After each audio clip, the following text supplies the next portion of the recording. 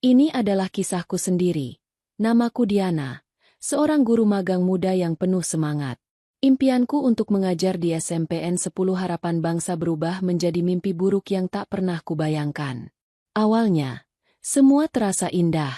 Aku disambut hangat, namun perhatian kepala sekolah, Pak Hartono, perlahan mulai terasa janggal. Perhatian itu berubah menjadi teror ketika aku dipanggil ke ruangannya. Di sanalah, dalam kesunyian yang mencekam, aku dipaksa memberikan kenikmatan yang tak pernah kuinginkan. Inilah kisah selengkapnya. Udara pagi Semarang masih sejuk ketika aku melangkah memasuki gerbang SMPN 10 Harapan Bangsa. Seragam batik yang baru kurapikan terasa sedikit kaku, tapi hatiku berdebar penuh semangat. Namaku Diana, dan hari ini adalah hari pertamaku sebagai guru magang di sini. Aku sudah memimpikan momen ini sejak lama, menjadi seorang guru yang bisa berbagi ilmu dan menginspirasi murid-murid. Senyum tak henti-hentinya mengembang di bibirku, menutupi sedikit rasa gugup yang bersarang di perut. Aku menyusuri koridor, mencari ruang guru. Dari kejauhan, kulihat beberapa guru lain yang sudah beraktivitas.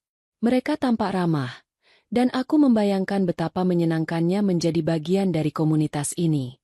Sebuah kantor bertuliskan, "Kepala Sekolah," menarik perhatianku. Aku tahu harus melapor ke sana terlebih dahulu. Dengan napas dalam, aku mengetuk pintu. "Masuk." Sebuah suara berat dan ramah menyahut dari dalam. Ketika aku melangkah masuk, seorang pria parubaya dengan senyum lebar menyambutku. Itulah Pak Hartono, kepala sekolah. Beliau mengenakan kemeja batik yang rapi dan memancarkan aura wibawa sekaligus keramahan. "Diana, kan? Selamat datang di SMPN 10 Harapan Bangsa." Sambutnya hangat, berdiri dan mengulurkan tangan. Aku menjabat tangannya. Sentuhannya terasa sedikit lebih lama dari yang seharusnya, dan tatapannya seperti mengunci mataku. Rasanya aneh, tapi aku segera menepisnya. Mungkin itu hanya perasaanku saja. Atau Pak Hartono memang tipe orang yang sangat ramah dan ekspresif. "Terima kasih banyak, Pak. Saya sangat senang bisa magang di sini," jawabku, berusaha terdengar profesional. Pak Hartono kembali tersenyum. "Kami juga senang punya calon guru berprestasi sepertimu. Saya harap kamu betah dan bisa belajar banyak di sini. Jangan sungkan kalau ada apa-apa. Anggap saja saya ini seperti ayahmu sendiri di sekolah ini." Kata-katanya menenangkan, tapi di sudut hati, ada sedikit bisikan aneh yang aku abaikan. Semangatku untuk mengajar jauh lebih besar dari sedikit keganjilan itu. Ini adalah awal dari impianku. Minggu-minggu pertama di SMPN 10 Harapan Bangsa terasa seperti mimpi yang jadi kenyataan. Aku cepat beradaptasi dengan rutinitas sekolah, belajar seluk-beluk administrasi guru, dan yang terpenting, merasakan gairah luar biasa saat berdiri di depan kelas. Murid-murid begitu antusias, dan rekan-rekan guru lain juga menyambutku dengan tangan terbuka. Aku menghabiskan sebagian besar waktuku di ruang guru, kadang berdiskusi dengan Bu Ani, guru senior yang ramah, atau membantu Pak Budi menyiapkan materi pelajaran. Namun, di antara semua kenyamanan itu, ada satu hal yang mulai terasa ganjil, perhatian Pak Hartono. Awalnya, aku pikir itu hanya bagian dari keramahan seorang kepala sekolah kepada guru magang yang baru. Ia sering memanggilku ke ruangannya, menanyakan kabar atau sekadar memastikan aku tidak ada kesulitan. "Bagaimana Diana? Sudah nyaman di sini?" tanyanya suatu sore, saat aku sedang membereskan mejaku di ruang guru. "Kalau ada apa-apa, jangan sungkan cerita ke saya ya." Kata-katanya terdengar tulus, tapi tatapannya, entah kenapa, seringkali membuatku tidak nyaman. Ada sesuatu yang berbeda di sana, seperti pandangan yang terlalu lama atau senyum yang terlalu pribadi. Pernah suatu kali, Pak Hartono mengundangku makan siang khusus berdua di kantin sekolah. "Ayo Diana, saya ingin tahu lebih banyak tentang impianmu menjadi guru," ujarnya sambil tersenyum lebar. Aku tidak enak menolak, jadi aku ikut. Selama makan siang itu, ia lebih banyak membicarakan hal-hal personal daripada profesional, memujiku secara berlebihan, dan sesekali menyentuh lenganku seolah tak sengaja. Aku mulai merasa sedikit cemas. Ini bukan lagi sekadar perhatian atasan kepada bawahan. Aku mencoba menjaga jarak, membalas pesannya seperlunya, dan menghindari pertemuan berdua jika tidak terlalu mendesak. Aku bahkan pernah mencoba bercerita samar-samar kepada Bu Ani tentang perhatian Pak Hartono yang terasa berlebihan. "Ah, Pak Hartono memang begitu, Diana," kata Bu Ani santai. "Dia orangnya sangat perhatian dan kebapakan. Kamu jangan terlalu dipikirkan." Perkataan Bu Ani tidak banyak membantuku. Malah, aku merasa semakin bimbang. Apa jangan-jangan aku yang terlalu sensitif? Tapi, rasa tidak nyaman itu tetap ada. Seperti bisikan kecil yang terus-menerus mengingatkanku bahwa ada sesuatu yang tidak beres. Aku hanya berharap, ini semua hanyalah salah paham dariku. Peringatan dari instingku terbukti benar. Perhatian Pak Hartono semakin intens dan mulai melewati batas. Panggilan ke ruangannya menjadi semakin sering, dan alasannya pun semakin dibuat-buat. "Diana, bisa ke ruangan saya sebentar? Ada yang perlu saya diskusikan mengenai materi PKN kelas 5. Panggilnya suatu sore, ketika sekolah sudah mulai sepi dan para guru lain satu persatu pulang. Jantungku berdebar tak karuan. Firasat buruk mulai menghantuiku. Aku mengetuk pintu ruangannya, dan Pak Hartono tersenyum padaku dari balik meja. Ia tidak lagi duduk di kursinya, melainkan berdiri di samping jendela, menatap ke arah luar. "Ayo masuk, Diana. Tutup pintunya," katanya. Aku menuruti, dan ketika pintu tertutup, suasana terasa begitu sunyi dan mencekam. "Begini, Diana," ujarnya sambil mendekat. "Saya lihat potensi besar dalam dirimu. Kamu punya masa depan cerah di dunia pendidikan." Kata-katanya terdengar seperti pujian, tapi tatapannya, kali ini sangat jelas, bukanlah tatapan seorang atasan. Tangannya terulur, menyentuh pundakku, lalu turun ke lenganku. Aku refleks sedikit menjauh, tapi ia terus menempel. "Kamu tahu, tidak semua guru magang punya kesempatan emas seperti ini. Saya bisa pastikan kamu langsung jadi guru tetap setelah magangmu selesai." Suaranya rendah, penuh bujukan. Ketakutan mulai merayapiku. Aku mencoba mundur, tapi ia semakin mendekat. "Pak Hartono, maaf, ada apa sebenarnya?" tanyaku, suaraku bergetar. Senyumnya berubah menjadi seringai tipis. "Tidak ada apa-apa, Diana. Hanya saja, ada harga yang harus dibayar untuk semua kemudahan ini." Dan kemudian, hal itu terjadi. Aku berusaha melawan, menepis tangannya, tapi kekuatanku tidak sebanding. Aku merasa hancur. Jiwaku serasa direnggut. Air mata mengalir deras, membasahi pipiku. Rasa malu, takut, dan benci membaur menjadi satu. Ketika semuanya berakhir, Pak Hartono kembali duduk di kursinya, menatapku dengan sorot mata dingin seolah tidak terjadi apa-apa.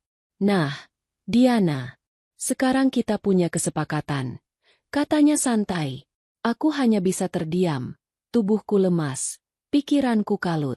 Bagaimana ini bisa terjadi? Bagaimana aku bisa terjebak dalam situasi mengerikan seperti ini? Aku ingin berteriak, melaporkan, tapi ketakutan akan ancaman dan kehancuran karierku melumpuhkanku. Dunia seolah runtuh di sekelilingku. Setelah kejadian mengerikan itu, hari-hariku di sekolah berubah menjadi neraka terselubung. Senyumku terasa hambar, semangatku luntur, dan setiap langkah di koridor terasa berat. Aku mencoba sebisa mungkin menghindari Pak Hartono, tapi ia selalu punya cara untuk memanggilku. Kadang dengan alasan koreksi RPP, kadang meminta bantuan untuk tugas-tugas sepele yang sebenarnya bisa dilakukan orang lain, tapi selalu berujung pada hal yang sama, pertemuan berdua di ruangannya yang terkunci. Setiap kali aku menolak, ia akan mulai mengeluarkan jurus manipulasi. "Diana, saya tahu kamu ingin jadi guru profesional, kan? Masa depanmu ada di tangan saya. Jangan sia-siakan kesempatan emas ini," bisiknya, suaranya licik. Ia akan mengingatkanku tentang posisi magangku yang rentan, tentang betapa sulitnya mendapatkan jabatan guru tetap di sekolah negeri seperti ini, dan bagaimana ia bisa mempermudah jalanku. Janji-janji manis tentang jabatan guru tetap itu seperti umpan, perlahan-lahan mengikis pertahananku yang rapuh. Aku merasa jijik pada diriku sendiri, juga pada Pak Hartono. Setiap kali kejadian itu terulang, aku pulang dengan perasaan hancur. Mandi berulang kali seolah ingin membersihkan semua jejak sentuhannya. Aku tidak berani cerita pada siapapun. Rasa malu membakar batinku. Bagaimana mungkin aku, seorang muslimah yang selalu menjaga diri, bisa terjebak dalam lingkaran setan ini? Orang tuaku pasti akan sangat kecewa. Teman-temanku, mereka tidak akan pernah mengerti. Di sisi lain, godaan akan jabatan guru tetap itu terus menghantuiku. Menjadi guru adalah impian terbesarku. Aku melihat teman-teman magang lain yang berjuang mati-matian, mengirim lamaran ke sana kemari tanpa kepastian. Sementara aku, di sini, punya jalan pintas yang ditawarkan. Harga apa yang harus kubayar untuk impian ini? Apakah harga diriku sendiri?